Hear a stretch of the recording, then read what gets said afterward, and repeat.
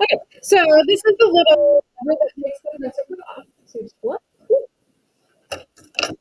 and it kind of just falls off. Get the number one foot. Make sure you put this like on top of your machine or somewhere where you're not going to lose track of it.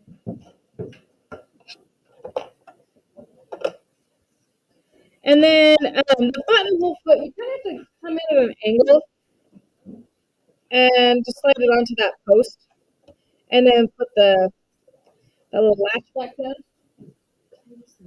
Yep. All right, and then if your threads aren't up all the way, you can still do that. It's a little bit easier to do the buttonhole, or the thread is less likely to clump if you stick the top thread underneath the presser foot, but there's not a little slot to throw it through like there is with the number one foot, so you kind of got to throw it through. So just make sure it's not caught on anything, and then you're ready to go. Turn on your machine. And over here, hit the 0.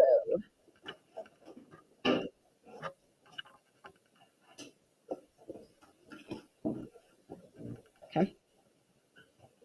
So it'll show you the shape of a buttonhole, and it'll say number, and it'll tell you want the number 3 foot, which is this one.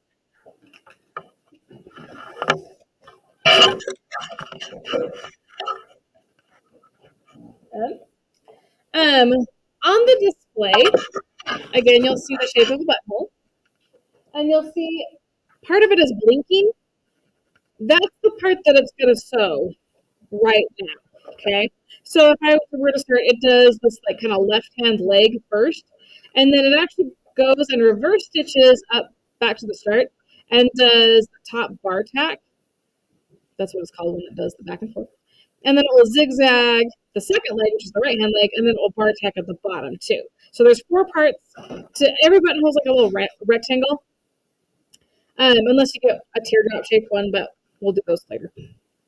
Or if you want to do one of those on your backpack, you can just read the instructions for the manual and you can do it.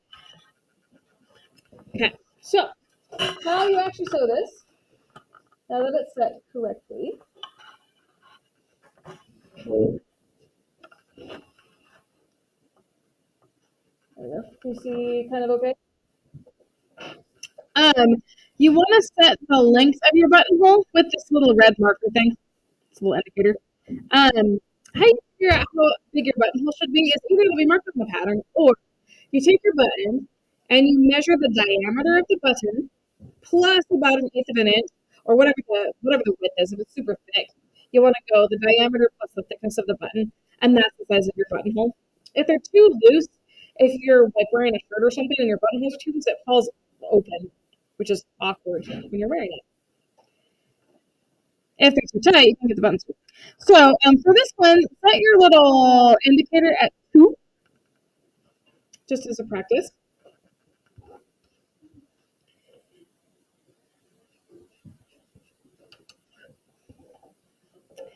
On your project, when you're doing a project, I would highly recommend that you make some kind of mark where your buttonholes start and where they end, and a line that follows the straight grain, like the lengthwise grain, so that when you're steering this, when it's doing the buttonhole, they end up nice and straight up and down on your project, or straight side by side, or side to side. Diagonal buttonholes just fit weird. For this, the goal is just make a button. Okay, so wherever, like if you have a line where your buttonhole needs to be, line up, there's a little kind of indentation.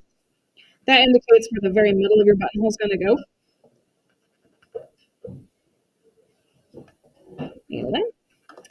And when this, you see it on it, kind of, sort of, not really. There's a little red dot on the clear plastic part of the foot. When that gets to my marker here, this indicator, then I want to turn around and go back up and do the rest. That's like the end of the buttonhole. So I want to go to the next step. So I'll show you how to do that. So make sure your presser foot is down, okay, as always. And it will do this first zigzag little leg first.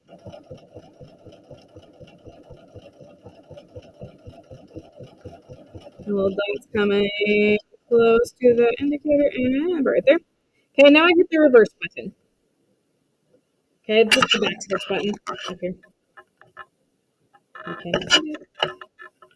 There it is. Perfect. So you just click that once, and then it will do the rest of the button on its own. Okay.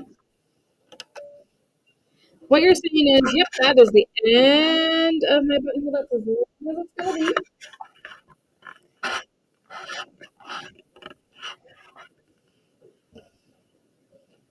So now it's going to do a straight stitch backwards. Make sure it's going right along that other, the zigzag. And so just at the bar tack at the top.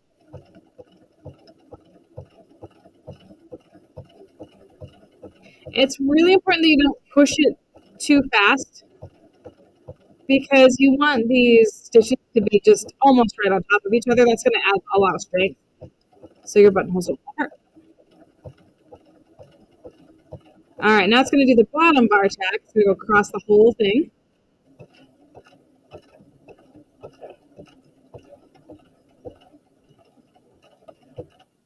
When the needle goes back to the middle position, it kind of does like 3 stitches just in the exact same spot and then goes back to the middle. Then it's done. Okay? Don't stop before that because then you're going to be part of your buttonhole. A lot of people freak out when they see it just straight stitch backwards. They're like, it's not doing the right thing. It is. Trust the process. Okay. Now I just pull my project out, cut the threads. Now comes the scary part, which is cutting it open. Because if you cut too far, then there's no going back. Let's just say that. All right, here's my buttonhole. We take a pin, and right before, so there's the bar tack. Right before the bar tack, I stick the pin down and then up.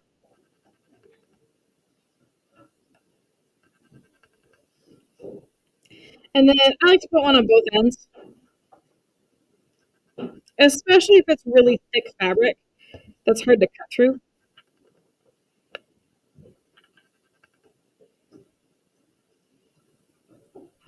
This is very nerve-wracking when you're actually doing a project because, like, we had to do a man's shirt, like a button-down like collared shirt, and I don't know, it had to be a man's, but it had to be a button-down collared shirt, and in college, and this is like the last step, and you have put about 40,000 hours into this shirt, and if you screw up your buttonholes, you had to start over because if you cut all the way, then there's just this big cut on your shirt. So we're all like, like, don't mess this up. So at least one I remember, and she was in tears. So don't do that. This is where you put the pins in so that it stops your seam ripper. So on the seam ripper, there's a little blade right here, and like you can see that right, and the kind of the crook. So you punch it down in that little tiny space between the stitches. There you go. And there's 2 ways you can do it. If it's thin fabric, you can kind of just go from one side and go straight. If it's thick fabric, go from the middle and to one side. You have a little more control that way. Or you can go from one side and go to the middle. And then turn it around and do the other side. If you're doing like jeans or like a big heavy wool coat or something. Okay, so just see what just happened. So as I cut that last thing, it slipped. If my pin hadn't been there, I would have just kept going. So always put the pins. And now you've got a cute little functional buttonhole. Yay! And it works just like a zigzag stitch for your seam allowance, right? But it's just a really, really close zigzag that keeps that from raveling. If you ever have a buttonhole that does ravel, you can actually fix it by hand, but the goal is to not need to do that.